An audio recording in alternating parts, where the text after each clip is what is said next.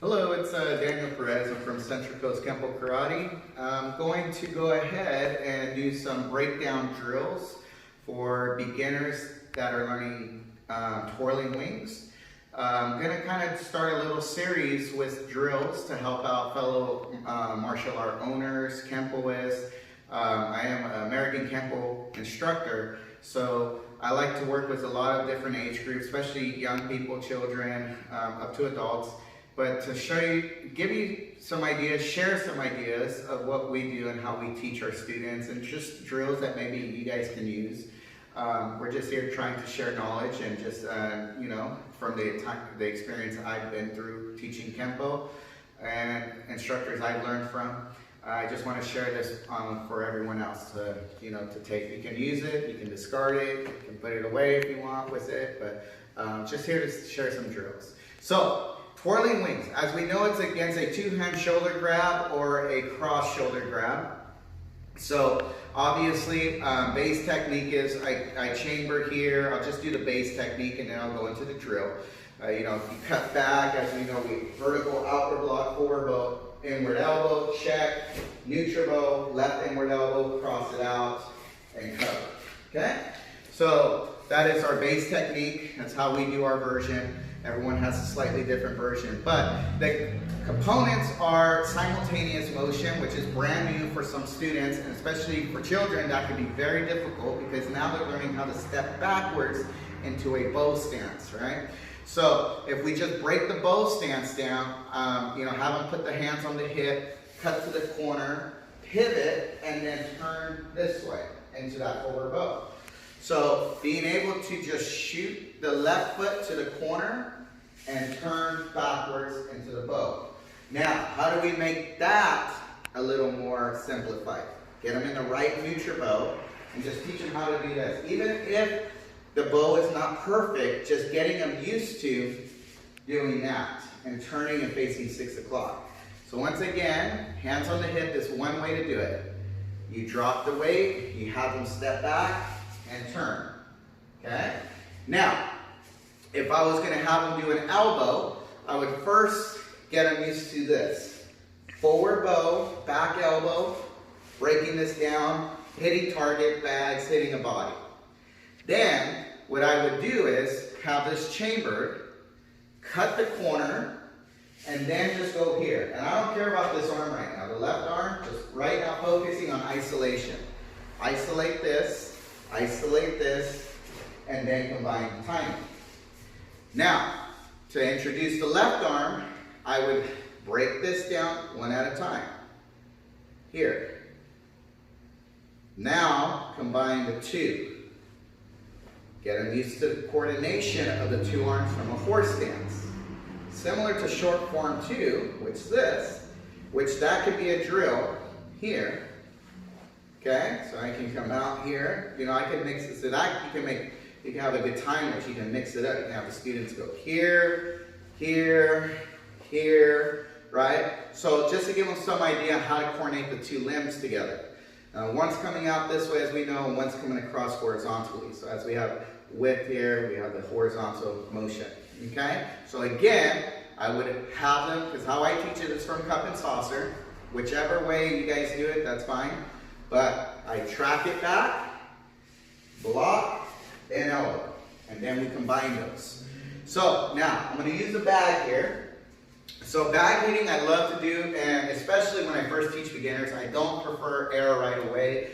Only for a little bit of time, because especially young people, children, want to hit bags. They love to hit bags. As fellow martial artists or school owners should know, if they're hitting real targets and real bags, striking hard, they're going to feel confident and they're going to know how to make it work. Okay? So, if I take just this arm and I can just fold this arm, I tell them to do this. I have them look back and I have them slide off to the ankle around the bag and then hit with the elbow. And then reverse. And then I have them do it again. If they bump their heel into it, here, that means they're not hitting their 45. So they got to cut that 45, which is around the bag, and the elbow swinging in. Obviously, you can do that near side as well, which is fun. This is something I would have to do. Not something I would do right and left side, okay? Then eventually, you can do is you can have like a fun noodle here. And the fun noodle can either be on this side, because as you know, they're blocking this. So I would have the fun noodle here. They do the vertical outward block and the elbow here, okay? Which is pretty cool, because now they're hitting something super hard, and they're also learning how to block here. And it changes it. It makes it a little more interesting to teach, rather than just always teaching it, hitting a body. Then you can go into the body. See, I like to, I kind of like to give a build-up to the students. If they're real young, they need props. So I'll have, let's say, for example, the hands are here. There's the noodle. They're going to block the noodle, and then they're going to put the elbow back. Then eventually they can do it at the same time. 1, 2. Then the third one comes in. Then the second elbow comes in. So 1, 2. Then from there, you can just have fun with that. Forward bow elbow, inward elbow. Forward bow elbow, inward elbow. So you could just continue that motion where I can have them in the left neutral bow and go forward bow elbow, inward elbow. Forward bow elbow, inward elbow. Then combine the two. Now, if this is too hard, obviously it's just teaching this now. 1, 2. 1, 2. 1, 2. 1, 2. And that can be done with small target bags. That can be done with a Weightmaster. And then, obviously, we apply it against a two-hand grab. So let's go ahead and I'm going to show you on a person right now. Okay, so on a body, let's go ahead and show you a little bit here. So I'll have Mrs. Perez demonstrate just the first portion. So as she turns here, now there's two ways you can do it. You can teach, some people teach it with a two-hand shoulder grab, and some teach it or a choke. It could be a choke, shoulder grab, or cross grab like this, left to right shoulder. Okay, so she's going to chamber her hips. Let's assume she hit the bags already. We demonstrated the technique in the air. As she slides back and shoots the windshield wiper vertical block here, we emphasize not eating this elbow. So she's going to be above this elbow, rotate the hip into the ribs. Okay? And let's try that again. Yes, sir. Now, what we could do is we want to really isolate this and not add the block, just do the elbow. Yes, sir. I'm just going to hold my hand here. Yes, sir. And she's just going to go ahead, step back, feel the ground, and then elbow. Yeah. Good, just like that. And now we can push up against the rib, or push up against her elbow strike with your body. So what I'm going to do is I'm going to pull her slightly back. So as I kind of come back, she grounds, turns, and elbows, right?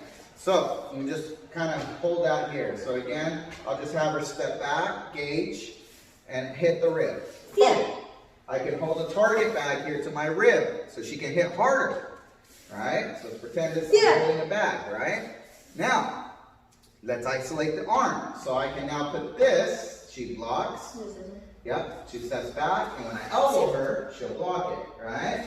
Okay, so once again, as she steps back, I try to elbow, and she blocks. So now it's teaching her how to make one arm alive at the same time the other one's alive. What tends to happen is we fall into a pattern where it's just a pattern, but nothing's alive. Like they're thinking of maybe the elbow, but not really the block is awake, right? So being able to wake up both arms and give them meaning, right? So let's say I go, okay, block the elbow, go. Yeah. Now I'm going to walk in, block the rib. Yeah. There you go. Now let's go same time. So I go here, all right. Okay, block elbow, hit the rib. Yeah. There you go. Now I'll do a double. Block the elbow, hit the rib. Yeah. That's it. Okay, obviously we know the other elbow's there. Okay, where Kenpo is, I know that. But what we're trying to do is do something fun for young students, teens, even adults. If they can make meaning out of this motion, because this is definitely brand new for them, especially if they're an orange belt learning purple material. This is brand new, keeping this tight, hitting the elbow. Because what tends to happen is that they'll block below the elbow, and that's when you can do like nice little surprise. So go like right here, just good, and then nice. Now it's like, oh, you're gonna eat the elbow. Okay. So what you would do is you isolate that. She steps back, block. So again, we're creating, we're helping teaching the young students proper basics, proper meaning of how to keep this alive and how to keep this alive. And I know sometimes even myself have been guilty of it, just rushing, teaching them the whole technique in 1 hour or in one class, because we feel like we need to complete the technique. I can spend a good 30 minutes or the whole hour just on this, and they won't be bored. They'll actually be able to enjoy it, have fun, understand the meaning of it. Obviously, there's good pattern interruptions I would put in that. I would basically, you can do it with 2 people. So like, for example, she's in a fighting stance. Going to a right interval facing that way. If I come towards her, she can then elbow me. Go ahead and elbow. Yeah. Good. If someone is in front of her, she can elbow forward. Go ahead and do a left elbow. Yeah. Good. And if I come towards her, if you want to get picky on toe-heel relationship, she would just slide her left foot back and then elbow. Yeah. And then she would adjust. And then you have numbers. 1, elbow forward. Yeah.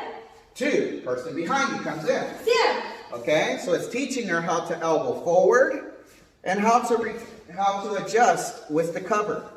So that's another fun thing you can do. So this is just a small portion. There is many videos I can do just on this one technique, but for now, I'm going to keep it at this.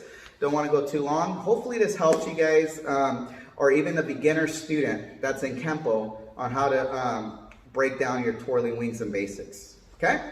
All right, you guys have a great day. Salute. And if you guys like the video, comment, please subscribe, share the video. Any martial artist that has elbows or trained with elbows or wants to add this into their system, feel free to use this material. All right, thank you guys, and you have a great day.